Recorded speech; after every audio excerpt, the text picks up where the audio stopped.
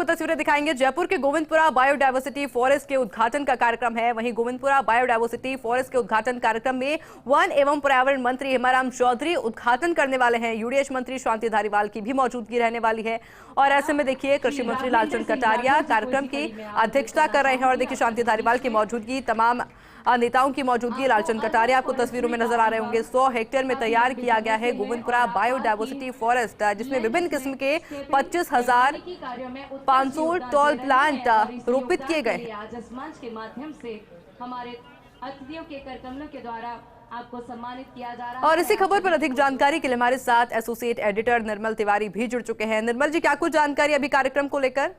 देखिए, एक शानदार एक माहौल बन पड़ा है उसी गोविंदपुरा बीड़, जो कभी आज से 1 वर्ष पूर्व तक जो एक ऐसा जंगल था जिसको लेकर के लगता नहीं था कि किसी तरह का ना कोई रोमांच था, ना कोई उत्साह था। और स्थानीय निवासियों की बड़ी लंबे समय से मांग रही थी कि एक ऐसा जंगल को एक इतना खूबसूरत जंगल में तब्दील कर दिया जाए कि यहाँ पर न केवल पर्यावरण संरक्षण के कार्य हो, प्रकृति से जुड़ाव के लिए लोग आगे आए और साथ ही साथ एक ऐसा वातावरण तैयार किया जाए कि लोग यहाँ पर स्वस्थ रहना सीखें और स्वास्थ्य की कीमत को समझें। तो वही रहा 1 साल के अंदर जिस तरह से वन विभाग ने यहाँ तमाम तैयारियां की और 5 करोड़ रुपए जो डीडीए से मिले, उससे एक बायोडायवर्सिटी प्रोजेक्ट जहाँ पर शुरू किया गया। और ये एक आज फॉरेस्ट गोविंदपुरा के लोकार्पण के अवसर पर उपस्थित हमारे वरिष्ठ मंत्री शांति कुमार जी धारीवाल साहब,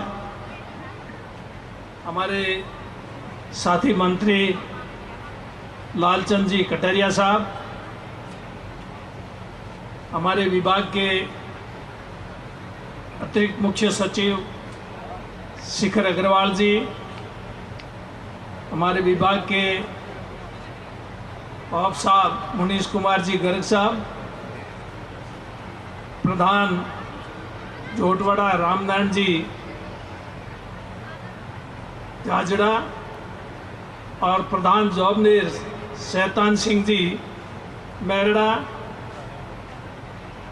हमारे मुख्य वन संरक्षक और उप वन संरक्षक और अन्य विभाग के सभी अधिकारीगण, यहाँ की पार्षद राम जानकी शर्मा और अन्य सभी जनप्रतिनिधिगण, अतिथिगण, पत्रकार बंधु और उपस्थित सभी भाइयों और बहनों,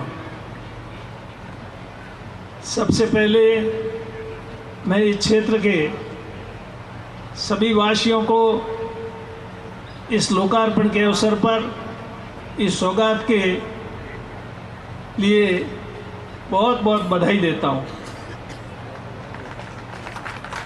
इस बायोडाइवर्सिटी फॉरेस्ट के इस स्वरूप को बनाने में आपके यहाँ के स्थानीय विधायक और मंत्री लालचंद जी कटारिया साहब का सबसे ज़्यादा सहयोग रहा है। उनके प्रयासों से ही ये संभव हो पाया है। अगर वो प्रयास नहीं करते तो ये पूर्व की भांति जो स्थिति थी यहाँ पर थी, वो स्थिति आज भी बनी रहती। उन्होंने हमारे से संपर्क किया, धारीवाल साहब से।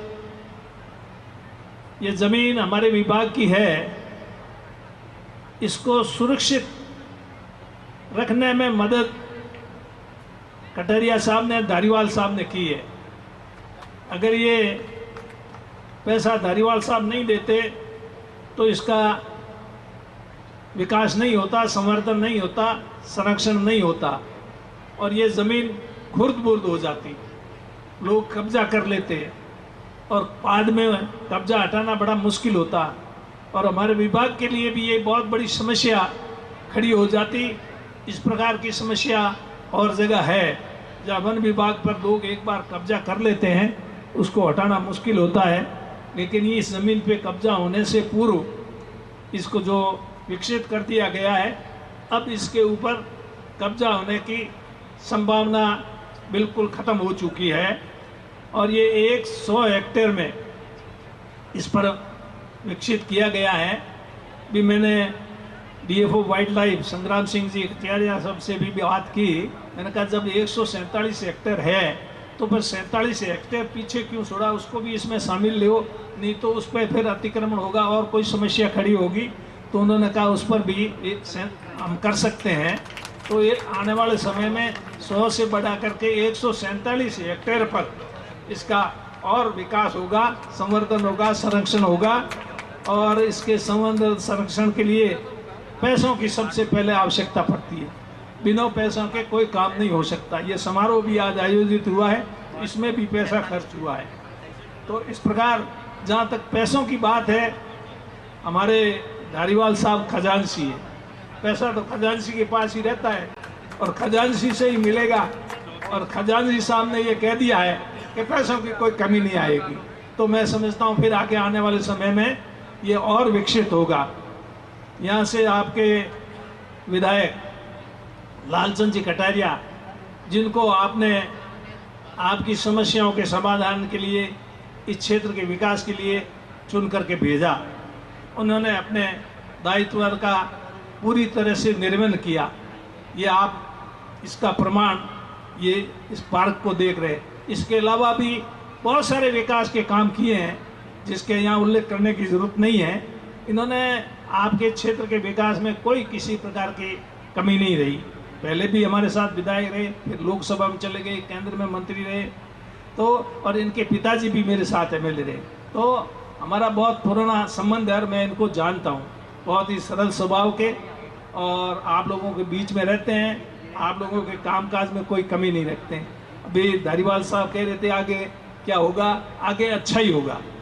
जो यहाँ लोगों की उपस्थिति है और जो इन्होंने काम किए हैं, उससे तो लगता है कि ये दोबारा जीत के आएंगे। फिर तो फैसला तो आप लोगों के हाथ में। जब इन्होंने इतना अच्छा काम किया।